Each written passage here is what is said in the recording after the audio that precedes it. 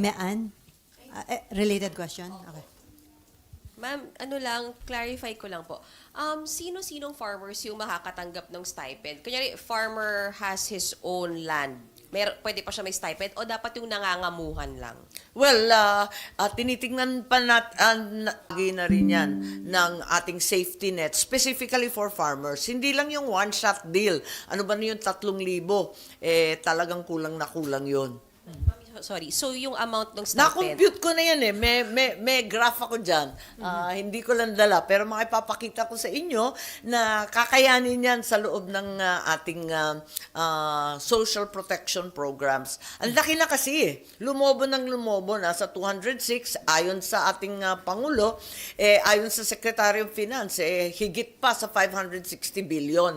Kaya para sa akin, ano ba naman i-convert yung iba doon sa isang sistema, isang makatarungan at naaasahang sahod. Kahit hindi sahod na buong minimum wage, kundi yung sustento, subsidy, para lang manatili sa mga farm. Nakita natin this thing works, this setup works in Japan, in the US, and rather than one dole out, I think it's much more preferable that we give a very small base stipend to at least allow them to remain in farming. How much are we looking at, ma'am, per farm? Per farmer, I month. didn't bring today the computation, but I'm happy to share it with you. Alvin, baka nandyan si Nico. May breakdown tayo niyan eh. Okay, Mav. Papakita ko sa Pacific, di ba?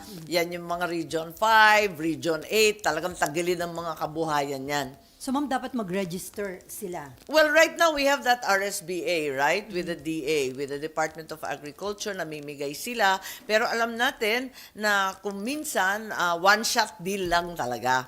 Wag na nating i-one-shot para klaro na. Parang 4-piece. Di ba yung 4-piece, kahit papano, maayos siya. Kasi yung listahan, andyan, maliwanag. Hindi yung ganito na lagi lang sinasabi, ako, nung nagdeklara ako, nalalabanan si Mayor, tinanggal lahat ng AIX ko. Yes. Di ba? Narinig natin yun sa hearing ng DSWD.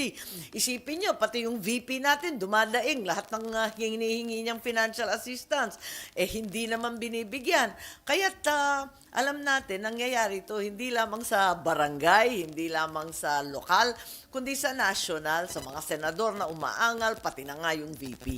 Anong assurance na hindi mangyayari dyan sa implementation ng panukalang batas niyo, ma'am?